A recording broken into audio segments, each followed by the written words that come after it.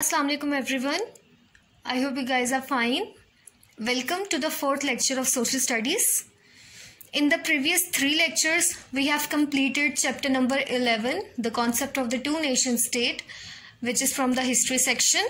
And in today's lecture, we are going to start chapter number 1, the universe, which is from the geography section. I've told you in the first lecture that geography is not just about the earth, but it is about the whole universe. So in this chapter we'll study about the universe, while the focus will be on the study of our solar system. Okay, so let's start the lecture. So सबसे पहले तो universe कहते किसे? Universe means कायनात, लेकिन universe होती क्या है? Universe is basically the all existing matter and space as a whole, के जो कुछ भी मैटर एग्जिस्ट कर रहा है या जो भी स्पेस है उसको कलेक्टिवली एक नेम दे दिया गया है, विच इज यूनिवर्स. अब इसमें चाहे एग्जिस्टिंग में एग्जिस्ट जो कुछ कर रहा है, इसमें चाहे ह्यूमन बींग्स आ जाएं, चाहे इसमें प्लैनेट्स आ जाएं, चाहे इसमें स्टार्स आ जाएं, एस्टेरॉइड्स, कॉमेट्स और जो कुछ भी चीजें एग्जिस्ट कर रही हैं, they are collectively called the universe. तो जब भी एक तो यूनिवर्स को स्टडी किया जाता है तो एक बहुत इंपॉर्टेंट टर्मिनोलॉजी है जिसको लाजमी स्टडी किया जाता है, which is the light year. तो यूनिवर्स में की जब हम बात करते हैं तो डिस्टेंसेस इतने लार्ज होते हैं कि हम उनको नॉर्मली डिस्टेंस को मेजर करते हैं मीटर्स में या किलोमीटर्स में, लेकिन इतने लार्ज डिस्टेंसेस को हम मीटर्स किलोमीटर्स जैसे यूनिट्स में मेजर नहीं कर सकते. जैसे अगर मैं सिर्फ सन से अर्थ तक के डिस्टेंस की बात करूं तो वो इतना ज्यादा होता है कि उसको कभी भी जो नॉर्मली एस्ट्रोनॉमी में या एस्ट्रोनॉमी में जो डिस्टेंस को मेजर किया जाता है वो लाइट ईयर में मेजर किया जाता है, और कभी भी मीटर किलोमीटर्स में यूजुअली नहीं मेजर करते. जितनी भी एस्ट्रोनॉमी है, जितनी भी यूनिवर्स से रिलेटेड स्टडी है, उसमें हमेशा डिस्टेंस को लाइट ईयर से मेजर किया जाता है. अब लाइट ईयर होता क्या है? Distance light would travel in a year, कि एक साल में लाइट जितना डिस्टेंस ट्रेवल कर रही है, that is the light year. जैसे टाइम को मेजर करने के लिए स्टैंडर्ड यूनिट होता है, सेकंड होता है, मिनट होता है या आवर होता है. इस तरह से लाइट ईयर समझ लें, यूनिवर्स के डिस्टेंसेस को मेजर करने के लिए जो यूनिट है वो लाइट ईयर है. और लाइट ही क्यों? क्योंकि लाइट वो चीज है जो सबसे कम टाइम में सबसे फास्टेस्ट ट्रेवल करती है. तो लाइट ईयर को ही एक स्टैंडर्ड यूनिट ले लिया गया यूनिवर्स में डिस्टेंसेस मेजर करने के लिए. अब लाइट की स्पीड यहाँ पे बताइए आपके बुक में, which is okay, let me read, 299,792,458 metres per second. कि एक सेकेंड में लाइट इतने मीटर्स ट्रेवल कर रही है, which is just too much. कि जस्ट एक सेकेंड में लाइट इतने मीटर्स, इतने जो है मिलियन जो मीटर्स है, इतने मीटर्स को ट्रेवल कर रही है एक सेकेंड में लाइट. अब इसी तरह से जब इसका एस्टिमेट लगाया जाए कि एक साल में लाइट कितना ट्रेवल करती है, तो वो उनको मिलियंस नहीं, बिलियंस नहीं, बल्कि ट्रिलियंस में बनता है, which is 9.5 trillion kilometre per year. कि एक साल में लाइट इतने ट्रिलियन किलोमीटर्स जो है ट्रैवल कर रही है. तो इतने लार्ज डिस्टेंसेस को मेजर करने के लिए हमने यूनिट ले लिया लाइट ईयर. अच्छा, फिर लाइट ईयर के बाद जब यूनिवर्स की बात करते हैं तो एक very interesting topic, which is the space travel. हमेशा स्पेस ट्रेवल की बात जरूर होती है. तो स्पेस ट्रेवल एक तरह से वो एरिया है यूनिवर्स का जिसमें अभी हम बहुत स्ट्रगल कर रहे हैं. अभी तक तो बिल्कुल इम्पॉसिबल है कि स्पेस में दूर दूर तक ट्रैवल करना हम लोग नहीं कर सके. हाँ, हमने टेलीस्कोप्स भेजे हैं, हमने अपनी सैटेलाइट्स भेजी हैं. टेलीस्कोप्स ही बेसिकली भेजे हैं जो हमें पिक्चर्स लेके भेज देते हैं और हमें यहाँ पे अर्थ पे मिल जाती हैं. लेकिन इंसान खुद स्पेस में बहुत दूर दूर तक ट्रैवल नहीं कर सका है. Instead of the science fiction movies और ड्रामा सीरीज, उसमें तो पता नहीं ये जो स्पेस ट्रैवल है कहाँ कहाँ तक पहुंच गया है. लेकिन एक्चुअली में रियल में हम लोग इतना ज्यादा अभी ट्रैवल नहीं कर सके. अभी हम मून तक पहुंचे हैं, हाँ मार्स तक पहुंचे हैं, लेकिन उससे ज्यादा अगर स्टार्स की बात करें तो that is impossible to travel अभी के लिए. कि अभी हम लोग इतनी तरक्की नहीं कर सके कि हम स्टार्स तक ट्रैवल कर सके. अब इवन देखें, इसी से अंदाजा लगा लें कि नियरेस्ट स्टार स्टार जो है 32 बिलियन किलोमीटर्स अवे है हमारे अर्थ से। जो हमारा नियरेस्ट स्टार है, सबसे करीब, वो इतने बिलियन किलोमीटर्स अवे है। तो एक इंसान के लिए तो और इतने किलोमीटर्स को ट्रैवल करने के लिए 91.3 ईयर्स लग जाएंगे, इतने डिस्टेंस को ट्रैवल करने के लिए। और ये तो आप कह रहे हैं आजकल के इंसान की एवरेज लाइफ भी नहीं होती है 91.3 ईयर्स, 91 ईयर्स। तो अभी हमारे लिए पॉसिबल नहीं है इतने लार्ज डिस्टेंसेस को ट्रैवल करना। लेकिन मून तक हम लोग गए, और मून तक तो बहुत सी कंट्रीज जा चुकी हैं इस वक्त तक। कोई 11, 12 के 14 कंट्रीज हैं जो कि मून पे गई हैं, चली गई हैं अभी तक। लेकिन उसमें यूएसए वो सबसे पहली कंट्री थी जो कि मून तक गई थी, मून पे लैंड किया था जिसने। और अपोलो 11 वो स्पेसक्राफ्ट था जिसके थ्रू मून पे जो था गए थे। मून पे जो था पहला आदमी जो था उस स्पेसक्राफ्ट में बैठ के गया था, विच इज अपोलो 11। अच्छा, एक चीज याद रखें, स्पेसक्राफ्ट और रॉकेट दो अलग अलग चीजें हैं। स्पेसक्राफ्ट वो आपके लिए व्हीकल होता है जिसके अंदर इंसान बैठता है और उसके थ्रू जो है जाता है, जैसे कार्स होती हैं, कार्स के थ्रू हम ट्रैवल करते हैं। लेकिन रॉकेट, जब भी स्पेस की बात होती है ना, तो रॉकेट का एक बहुत इंपॉर्टेंट रोल होता है, क्योंकि आप देखें अर्थ की ग्रेविटी इतनी ज्यादा है, तो क्या इजी होगा कि इंसान के लिए, एक रॉकेट के लिए, अगर सपोज ये अर्थ है तो उसके अकॉर्डिंगली ये इतना सा रॉकेट है, तो अर्थ की ग्रेविटी इतनी ज्यादा है कि इतने से रॉकेट के लिए इजी होगा अर्थ के इससे बाहर निकलना, अर्थ की ग्रेविटी से, अर्थ के ऑर्बिट से बाहर निकलना एक स्पेसक्राफ्ट के लिए। तो ये इम्पॉसिबल है। अर्थ की ग्रेविटी इतनी स्ट्रॉन्ग है कि अर्थ से के ऑर्बिट से बाहर निकलना बिल्कुल भी इजी नहीं है। तो उसके लिए क्या होता है, रॉकेट्स यूज किए जाते हैं। रॉकेट्स क्या करते हैं, बहुत फास्ट स्पीड में अर्थ के गिर्द जो है कुछ ऑर्बिट्स कंप्लीट करते हैं, कुछ ट्रैवल करते हैं, और इतनी स्पीड गैदर करते हैं कि वो इतनी स्पीड और इतनी फोर्स, इतनी एनर्जी गैदर करते हैं कि अर्थ के ऑर्बिट से बाहर निकल सके, उसको जो है तोड़ सके, उसकी ग्रेविटी को तोड़ के बाहर निकल सके। तो रॉकेट उस लिए यूज होता है। मतलब अगेन स्पेसक्राफ्ट में आप कह रहे हैं वो इंसान होता है जिसने ट्रैवल करना होता है, वो लोग होते हैं, एक क्रू होता है पूरा। जबकि रॉकेट वो एक चीज होता है, रॉकेट वो जिसके थ्रू हम लोग अर्थ की ग्रेविटी से बाहर निकल पाते हैं। ये आपकी इन्फो बॉक्स में लिखा भी है आगे पेज नंबर 2 के, यही वाली चीज कि रॉकेट को जो है सेवरल सर्किट्स कंप्लीट करते हैं अर्थ के अराउंड। मेरा ख्याल है जो मून तक पहुंचने के लिए हमने 2.5 के 3 कुछ सर्किट्स कंप्लीट किए थे अर्थ के ऑर्बिट के।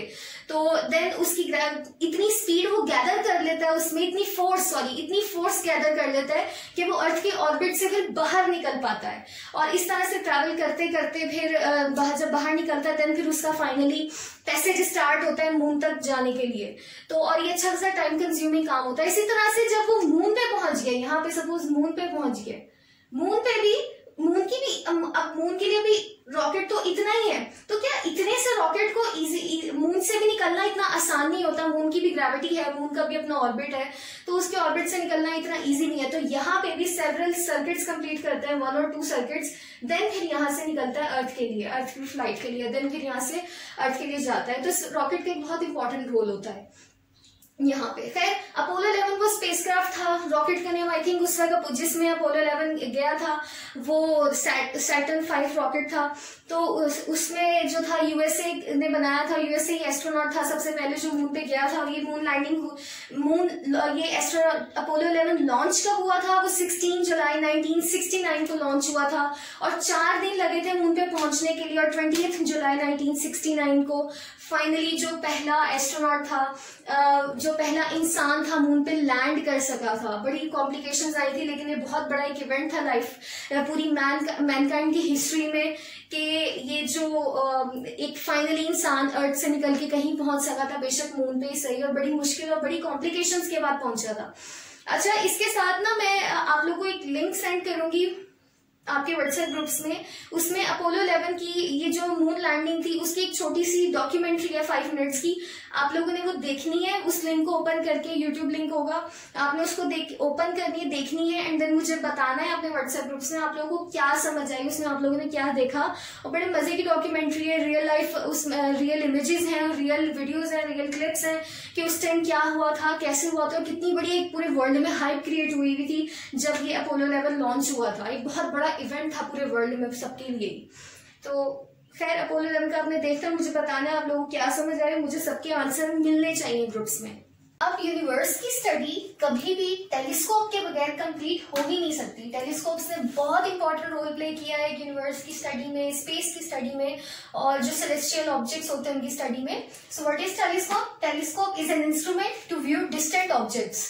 जो बहुत दूर चीजें होती हैं उनको व्यू करने के लिए, एक क्लियर व्यू के लिए टेलीस्कोप को यूज किया जाता है। और बहुत से ऐसे टेलीस्कोप्स हैं जो बहुत बड़ा एक रोल प्ले कर रहे हैं, जिसकी वजह से हमें स्पेस के बारे में बहुत कुछ पता चला है। एक बहुत बड़ा टेलीस्कोप है Hubble telescope. Hubble telescope was launched by NASA in 1990 के नासा ने लॉन्च किया था 1990 में, और आई थिंक 1990 में लॉन्च किया था। And it was named on astronomer Edwin Hubble. Edwin Hubble जो एस्ट्रोनॉमर था उन्होंने डिजाइन किया था और उन्हीं के नेम पे इस टेलीस्कोप को नेम किया गया था।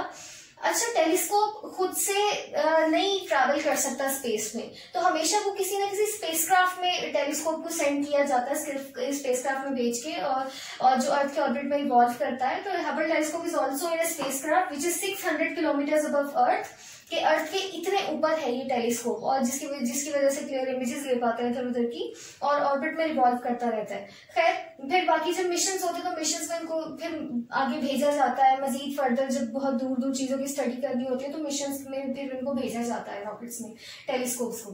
खैर, इसका स्ट्रक्चर देखें तो 2 मिरर्स होते हैं, और हर मिरर का जो डायमीटर है वो 240 सेंटीमीटर होता है, डायमीटर इनका हर मिरर का। और मिरर्स एक बड़ा इंपॉर्टेंट रोल प्ले करते हैं टेलीस्कोप में, क्योंकि मिरर्स से क्या होते हैं, जब जो भी लाइट निकल रही होती है उन स्पेस बॉडीज में से, वो रिफ्लेक्ट होके वापस, रिफ्लेक्शन में एक बहुत बड़ा रोल प्ले करते हैं। और जब रिफ्लेक्ट होके लाइट वापस पड़ती है तो जो एक इमेज हमें मिलती है वो एक HD क्लियर इमेज होती है, और वो जो इमेज क्वालिटी जो है, पिक्चर क्वालिटी, वो बेहतर हो जाती है। तो टेलीस्कोप्स में नॉर्मली मिरर्स लाजमी यूज होते हैं। खैर, अब काम क्या है, हबल टेलीस्कोप ने फोटोज लेनी है स्पेस की, कैप्चर करनी है स्पेस की फोटोज को, और बहुत सी इसने अमेजिंग फोटोज हमें हबल टेलीस्कोप की हेल्प से मिली है।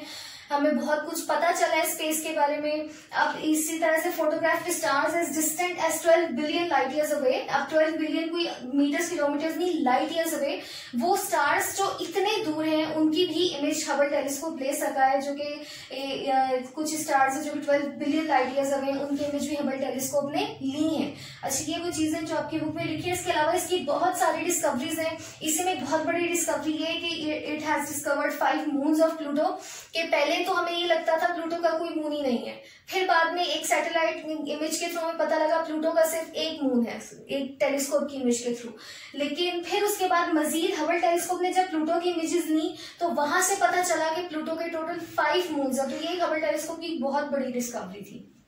Okay students, there is question number 2 which is relevant to our today's lecture. Question number 1 omit नहीं है, लेकिन अभी जो लेक्चर से रेलिवेंट है वो क्वेश्चन नंबर 2 है, तो अभी हम वो करेंगे। How have the Hubble and Chandra telescopes helped scientist find out more about these telescopes. Question number 2 में आपसे 2 टेलीस्कोप्स के बारे में पूछा गया है, एक तो है हबल टेलीस्कोप एंड दूसरा है चंद्रा टेलीस्कोप। और इन टेलीस्कोप्स के बारे में उन्होंने कहा है कि किस तरह से साइंटिस्ट ने हेल्प किया, आपको वो बताना है, और कुछ मजीद भी आपने सर्च करने, कुछ इंटरेस्टिंग फैक्ट्स इन टेलीस्कोप्स के बारे में आपने सर्च करके बताने। हबल के बारे में ये सारी चीजें तो बुक में लिखी है जो मैंने आपसे कुछ डिस्कस की और कुछ चीजें थी, फिर उसकी मैंने आपको बहुत बड़ी डिस्कवरी बताई। लेकिन इसी तरह से हबल की और बहुत सारी डिस्कवरीज हैं। आप ये पहला पैराग्राफ तो आपका हबल टेलीस्कोप का बन जाएगा जिसमें आप ये सारी चीजें डिस्कस करेंगे, लेकिन आपने खुद से नेट से स्टडी करना है, रिसर्च करना है इन टेलीस्कोप्स को, और कुछ ना कुछ 1 से 2 पॉइंट्स, कोई भी इंटरेस्टिंग फैक्ट्स, इसकी कोई भी डिस्कवरी आपने जरूर इंक्लूड करनी है अपने आंसर में। जैसे एक मैंने बताई ये discovery of the 5 moons of Pluto, लेकिन आप इसके अलावा आप मजीद इस पे कुछ रिसर्च करो, कोई भी 1 से 2 इंटरेस्टिंग फैक्टर्स अपने आंसर में इंक्लूड करो। मुझे सबके आंसर्स में वो कुछ ना कुछ डिफरेंट फैक्टर्स मिलने चाहिए जो आपको इजी लगे, कि आप लोग इजीली लर्न भी कर लेंगे। वो फैक्ट्स आप अपने आंसर में इंक्लूड करें, और वो कुछ भी हो सकते हैं क्योंकि हबल टेलीस्कोप ने बहुत काम किया और बहुत सारे फैक्टर्स हैं इसके बारे में। खैर, नेक्स्ट टॉपिक पे आते हैं, चंद्रा टेलीस्कोप टेलीस्कोप, ये आपकी बुक में नहीं है, लेकिन ये टेलीस्कोप के भी एक बहुत इंपॉर्टेंट टेलीस्कोप है। इस टेलीस्कोप ने भी बहुत एक इम्पॉर्टेंट रोल प्ले किया है। आपने इसके बारे में भी कुछ चीजें मैं आपको बताऊंगी, कुछ आपने नेट से खुद से सर्च करनी और बतानी है। खैर, Chandra telescope is also known as Chandra x-ray observatory, CXO के इसको चंद्रा एक्स-रे ऑब्जर्वेटरी भी कहा जाता है। ये भी एक इंडियन अमेरिकन साइंटिस्ट थे, चंद्रा उनके नेम पर है Chandra telescope. Launch by NASA in 1999 NASA ने लॉन्च किया था। अब इसके 4 मिरर्स हैं, एक सपोर्ट स्ट्रक्चर के साथ 4 मिरर्स हैं जो कि हेल्प करते हैं बहुत डिटेल्ड इमेजेस लेने में। और सबसे इंपॉर्टेंट पर्पस ये बाकी टेलीस्कोप से क्यों डिफरेंट है, because it detects and observes x-rays and produce detailed images. X-rays normally बहुत सी चीजों से एमिट होती हैं, लेकिन हर टेलीस्कोप उनको डिटेक्ट नहीं कर सकता। चंद्रा को इस तरह से डिजाइन किया गया इस टेलीस्कोप को कि वो एक्सरेज को डिटेक्ट कर सके, उनको ऑब्जर्व कर सके और फिर मजीद डिटेल्ड इमेजेस जो है वो सेंड कर सके हमें। तो इमेजेस तो इसने भी लेनी है, और लेकिन इतनी डिटेल्ड इमेजेस होती हैं। और नॉर्मली स्पेसिफिकली जो चंद्रा को यूज किया जाता है हाई एनर्जी रीजन्स के लिए यूज किया जाता है। हाई एनर्जी रीजन्स जिसमें से बहुत एक्स्ट्रा बहुत ज्यादा एनर्जीज निकल रही हैं, और जिसमें आप कह सकते हैं बहुत हॉट रीजन्स है हमारे स्पेस के, और उनकी क्लियर और डिटेल्ड इमेजेस लेना इजी नहीं है। आम टेलीस्कोप्स नहीं ले सकते उन जगहों की इमेजेस, जैसे कि ब्लैक होल्स हैं। ब्लैक होल्स एक बहुत डार्क मैटर है और ब्लैक होल्स की भी अलग ही हिस्ट्री है, लेकिन खैर ब्लैक होल्स की इमेजेस जो ली है वो चंद्रा टेलीस्कोप ने ली है, और ये बहुत बड़ी डिस्कवरी है चंद्रा टेलीस्कोप की भी। इसने बहुत से ब्लैक होल्स की इमेजेस ली हैं। तो खैर it observes high energy regions like black holes. So इसके बारे में भी कोई 1 से 2 डिस्कवरीज आप इसकी ढूंढे जो इसने की हो, कोई हेल्प चाहिए हो आप मुझसे पूछ सकते हैं, लेकिन आपने खुद से सर्च करना है, देखना है कि इन टेलीस्कोप्स ने और क्या क्या काम किए। कोई 1 से ये सारे पॉइंट्स तो आप डिस्कस करें अपने आंसर में, 2 पैराग्राफ्स बना ले, first one for Hubble telescope and the second one for Chandra telescope, but please add 1 or 2 points, at least 1 or 2 points about both of the telescopes in your answers. Now students, let's take a look at your books. Page number 1. This is the image of Hubble telescope, and besides this is the image of the universe, view of universe, and this image is also taken by Hubble telescope. Then underline the important lines. First line, Hubble telescope which is in a spacecraft 600 kilometers above the earth. Then definition of light years, that is the distance light would travel in a year. Then the speed of light travels at this meters per second, and this speed also 9.5 trillion kilometers in a year. ये दोनों आपने याद करने, per second कितनी speed है और per year कितनी speed है. Next, Hubble telescope has photographed stars as distant as 12 billion light years away. Next paragraph, Apollo 11, which took the US astronauts to the moon in 1969, was launched on 16 July and the moon landing was on 20th July, 4 days later. Next, the nearest star is 32 billion kilometers from the Earth, and to reach it will take 9.3 years. Then page number 2, there are some definitions. First line, first definition, galaxies. Most of the billions of stars in a universe are in a huge clusters called galaxies. Galaxy की definition है कि बहुत सारे stars जब एक बहुत बड़े बड़े clusters में हो, एक झुरमट में हो, तो उसको galaxy कहते हैं। उर्दू में इसको कहकशां कहते हैं। खैर, next, our solar system is in the galaxy known as the Milky Way. हम जिस गैलेक्सी में, हमारा सोलर सिस्टम जिस गैलेक्सी में, उसका name milky way. Next, the Milky way is 100,000 light years across. के मिल्की वे गैलेक्सी इतनी बड़ी गैलेक्सी है, इतने लाइट ईयर्स तक इसका डिस्टेंस है, अबाउट दिस किलोमीटर्स। और लाइट ईयर्स के बाद इन्होंने इसको, इसी डिस्टेंस को किलोमीटर्स में भी लिखा हुआ है, जो कि पता नहीं कितने ट्रिलियन से भी ऊपर जा रहा है, बहुत ज़्यादा किलोमीटर्स में डिस्टेंस आ जाता है। दैट इज़ वाई हमेशा लाइट ईयर्स में रखते हैं, ईजी हो जाता है। Next, definition of nebula, singular nebula are clouds of dust, hydrogen, helium and other gases found between the stars. Stars के आसपास ही होते हैं ये क्लस्टर्स, क्लाउड्स होते हैं एक तरह के, और गैसेस से बने होते हैं, कुछ डस्ट होती है। गैसेस कौन सी? मेनली हाइड्रोजन और हीलियम होती हैं गैसेस के अलावा और भी अदर गैसेस होती हैं। तो नेबुला रियल में देखें तो बहुत ही कलरफुल से और बहुत ही कलरफुल और ब्यूटीफुल से लगते हैं जो इसके इमेजेस ली गई हैं। जैसे हबल टेलीस्कोप ने बहुत से नेबुलास की इमेजेस को कैप्चर किया, वो बहुत ही ब्यूटीफुल इमेजेस हैं। This is the real image of a nebula, and this image is taken by Hubble telescope. Next, suns and planets. In astronomy, a sun is a huge star, usually incredibly hot with planets revolving around it. Astronomy is basically the study of stars. तो astronomy में सन एक बहुत बड़ा star है जो बहुत गर्म है और इसके इर्द गिर्द जो आसपास है प्लैनेट्स रिवॉल्व कर रहे हैं। और अगर इसको टेलीस्कोप से जो हमने इमेजेस ली हैं स्टार्स की, वो सिर्फ और सिर्फ एक पॉइंट ऑफ लाइट लगते हैं, इससे ज़्यादा और कुछ नज़र नहीं आता, सिर्फ और सिर्फ एक लाइट होती है, वो बहुत एक पॉइंट ऑफ लाइट। और स्टार्स सन ऐसे ही लगते हैं। उसके अलावा solar system, Our sun is only a medium-sized star compared with others in the universe. हमारा सन हमें तो बहुत बड़ा लगता है, लेकिन एक्चुअली में जब बाकी यूनिवर्स के दूसरे स्टार से कंपेयर किया जाए तो एक मीडियम साइज स्टार है, ना बहुत छोटा ना बहुत बड़ा। और लेकिन अगर इसका डायमीटर देखें तो हमारे अर्थ से तो कितने 100 टाइम्स बड़ा है। Then it has 8 planets going around it and all together they form what we call our solar system के 8 planets हैं जो इसके सराउंड इर्द गिर्द रिवॉल्व कर रहे हैं ऑर्बिट में, और कलेक्टिवली इसको सोलर सिस्टम कहते हैं। This is the definition of solar system and this is the image of the solar system eight page number 2। और ये इमेज आपने अपनी कॉपीज पे ड्रॉ भी करनी है। This is the sun and all the planets in the sequence.